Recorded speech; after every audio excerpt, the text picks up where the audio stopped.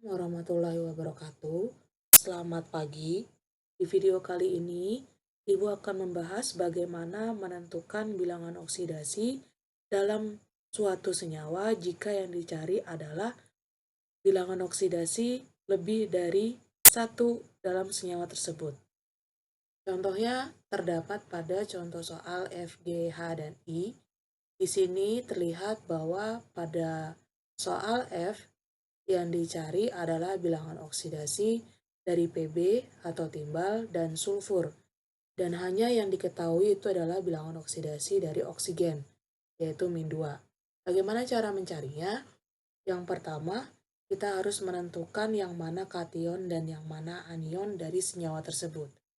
Di daftar sebelah kanan sini ada daftar anion monoatomik dan poliatomik. Mono itu artinya satu, berarti terdiri dari satu atom, dan poli itu artinya lebih dari satu atom. Anion itu berarti ion-ion negatif. Untuk daftar kation itu banyaknya terdapat pada senyawa monoatomik atau satu atom. Makanya di sini Ibu pisah antara Pb dan SO4. Di sini juga terpisah dari tanda kurung. Berarti plumbum itu adalah kation, sedangkan SO4 itu adalah anionnya.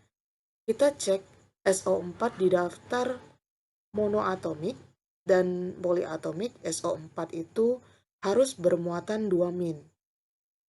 Harus bermuatan 2 min, yaitu dia adalah ion sulfat. Berarti kita tulis dulu, SO4 itu harus 2 min. Sesuai dengan rumus untuk menentukan senyawa ion, adalah A pangkat X plus B pangkat Y min akan menghasilkan senyawa AYBX. Begitu juga pada senyawa PbSO4. Jika SO4 itu harus 2 min, sedangkan Pb-nya itu ada 2, di sini ada 1, berarti Pb itu harus 2 kalinya dari SO4. Berarti kalau SO4 2 min, berarti Pb-nya harus 4 plus. Di sini muatannya Pb adalah 4 plus, berarti bilangan oksidasinya adalah plus 4. Untuk menentukan bilangan oksidasi dari sulfur, di sini diketahui bilangan oksidasi dari sulfur adalah min 2. Min 2 kali 4, min 8, pindah ruas plus 8 dikurang muatannya berarti plus 6. PbSO4 ini terdapat, kenapa sih kok senyawanya tidak ditulis Pb2SO4 4 kali gitu kan? Kalau kita mengikuti rumus yang di atas, Pb4 plus SO4 2 min, berarti senyawa yang terbentuk adalah Pb pakai 2, SO4 4 kali, seperti itu. Tapi rumus pada senyawa kimia itu adalah rumus yang sederhana, sehingga 2 sama 4 ini dari suatu muatan dalam suatu atom bisa disederhanakan menjadi 2:4 menjadi 1:2, sehingga penulisannya yang benar adalah PbSO4 2 kali. Tapi walaupun disederhanakan, tetap asalnya ion-ionnya adalah berasal dari Pb4 plus dan SO4 2 min.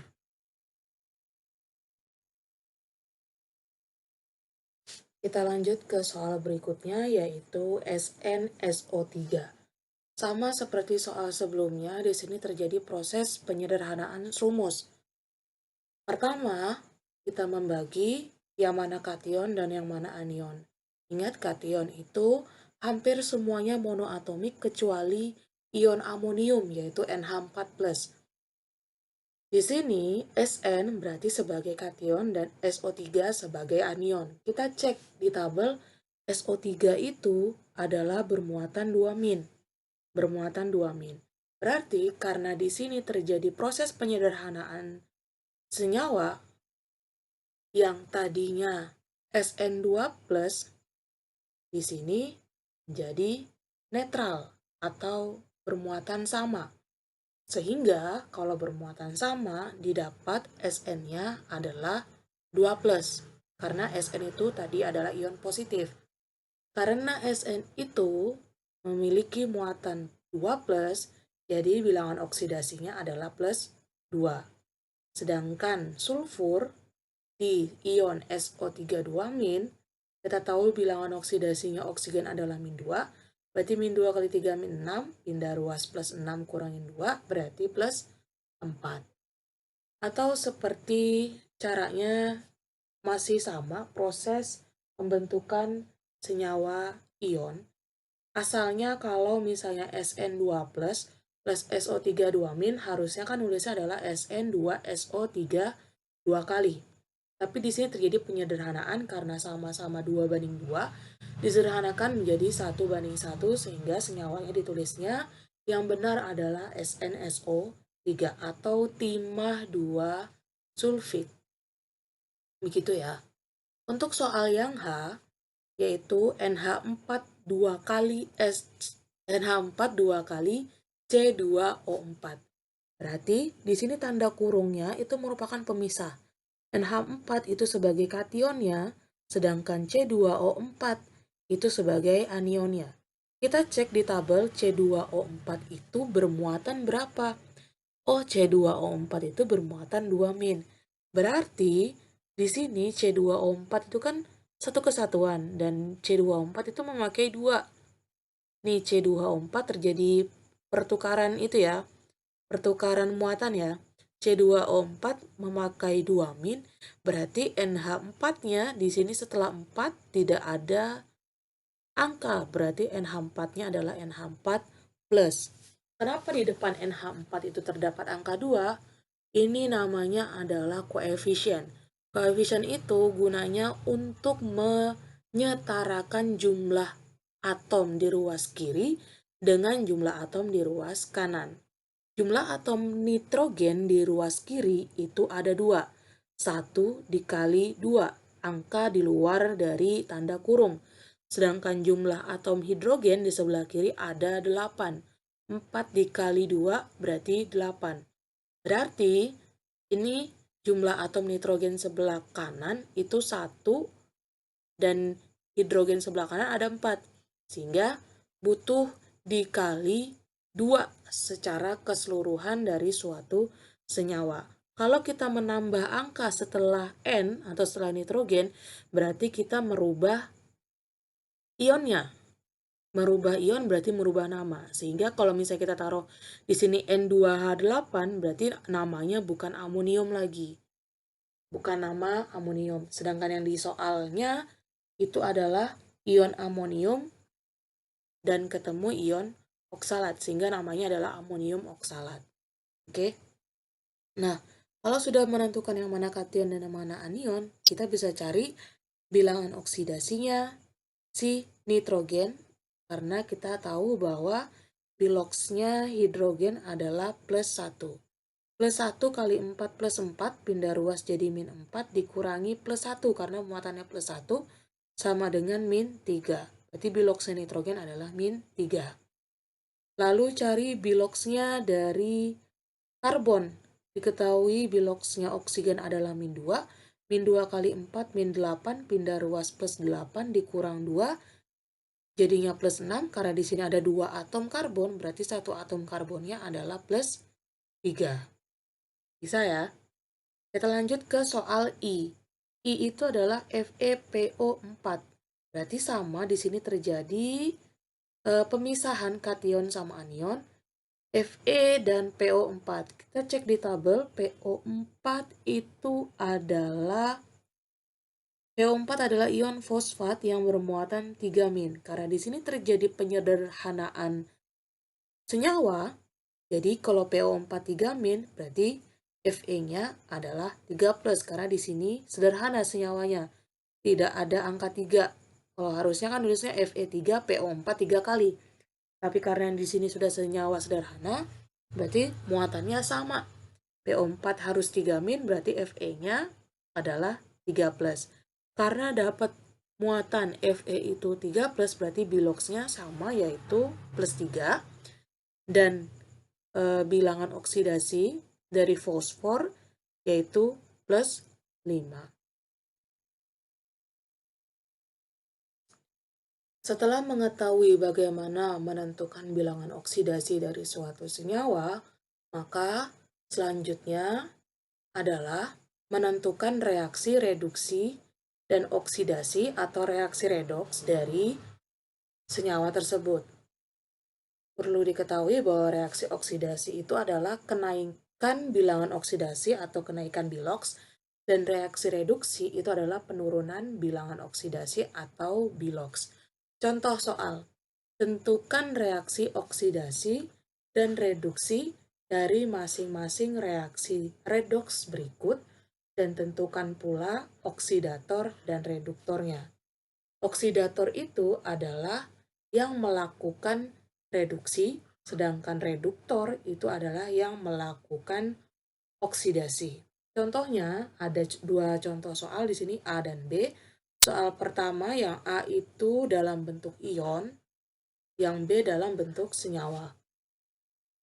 Nah, berarti kalau misalnya sudah dalam bentuk reaksi, reaksi itu berarti terjadi ada reaktan dan hasil reaksi. Itu berarti namanya reaksi. Ada reaktan, reaktan itu berarti sebelah kiri tanda panah, dan hasil reaksi berarti sebelah kanan tanda panah. Bagaimana cara menentukan yang mana terjadi kenaikan biloks dan yang mana terjadi penurunan biloks? Berarti kita harus cari satu-satu biloks dari suatu senyawa atau ion. Contohnya di sini ada ion Cr2O72-. Karena kita tahu biloksnya oksigen adalah -2, berarti yang dicari adalah biloksnya si krom. Berarti -2 kali 7 -14, pindah ruas jadi +14, dikurang 2 karena ini muatannya 2 menjadi +12. Karena di sini Cr-nya ada 2 atom, kita cari satu atomnya, berarti satu atomnya adalah +6. Kemudian kita cari sebelahnya, di sini ada 6Fe2+. 6 berarti di sini adalah koefisien.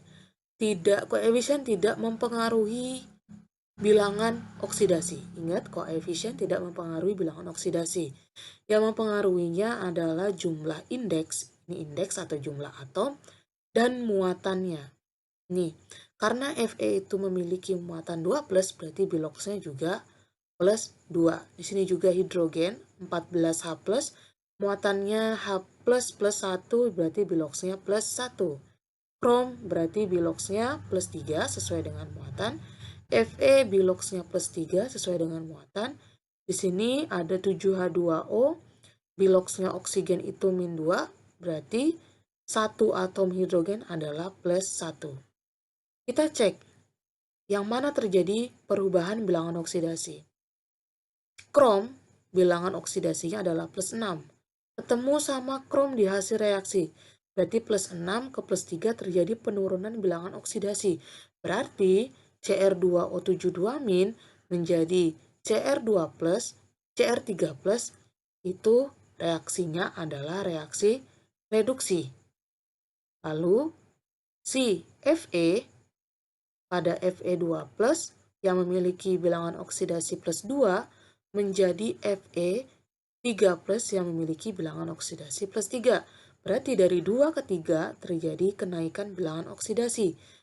Sehingga terjadi reaksi oksidasi pada Fe. Di soal disuruh menentukan oksidator dan reduktornya.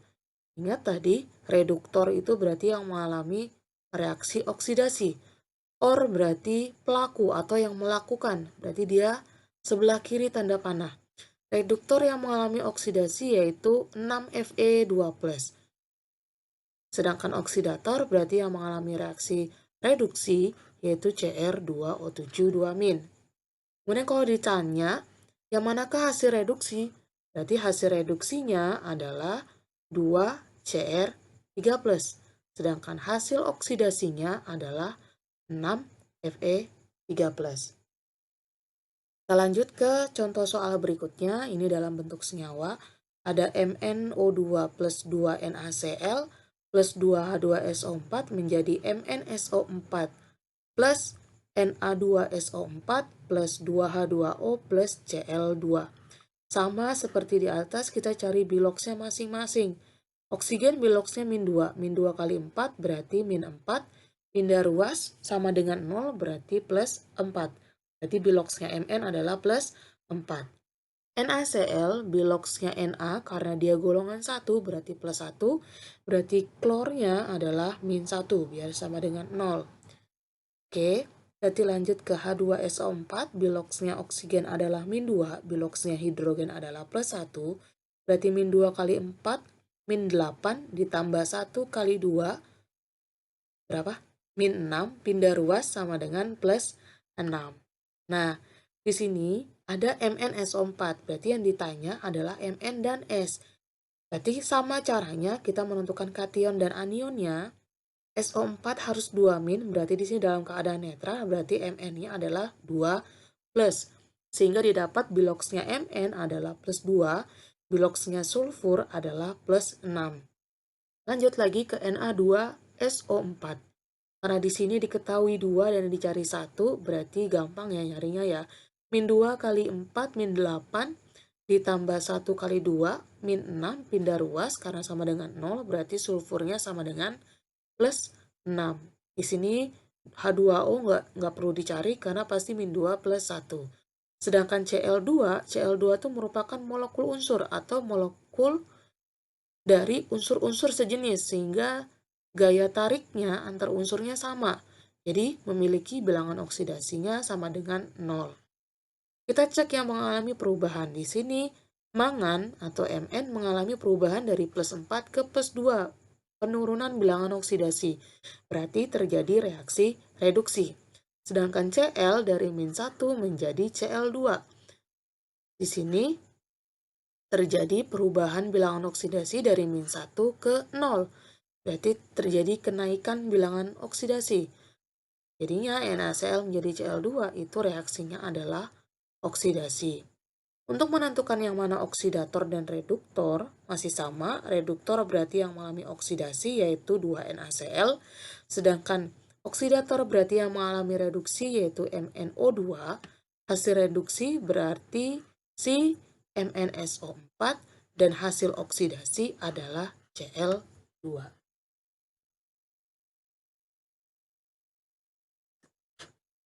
Untuk reaksi berikutnya, di sini ada contoh apabila dalam suatu reaksi redoks ada zat yang mengoksidasi atau mereduksi dirinya sendiri, maka reaksi tersebut adalah reaksi autoredoks atau disproporsionasi. Contohnya, di sini ada 3I2 plus 6KOH menjadi 5KI plus KiO3 plus 3H2O. Tes sama, masih sama cari biloxnya masing-masing. I2 karena ini merupakan molekul unsur, berarti biloxnya sama dengan 0.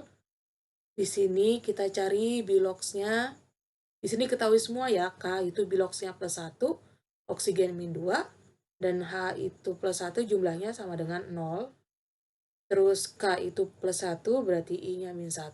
Di sini K itu plus 1, oksigen min 2 berarti I-nya adalah plus 5. Min 2 kali 3 min 6 ditambah 1 min 5 pindah ruas jadinya plus 5. Di sini H2O itu masih sama, hanya plus 1, oksigennya min 2. Kita cek yang terjadi perubahan bilangan oksidasi itu adalah I atau iodin. Iodin dari 0 ke min 1 terjadi reaksi reduksi atau penurunan bilangan oksidasi. Sedangkan dari 0 menuju plus 5 berarti terjadi reaksi oksidasi. Nah, di sini I2 mengalami oksidasi dan reduksi secara bersamaan. Makanya dikatakan reaksinya adalah reaksi autoredoks atau disproporsionasi. Kalau menentukan oksidator sama reduktornya jelas karena 3I2 itu mengalami reduksi dan oksidasi sekaligus, berarti oksidator dan reduktornya sama zatnya. Sedangkan hasil oksidasinya berarti adalah KiO3 atau kalium klorat, dan hasil reduksinya adalah 5Ki.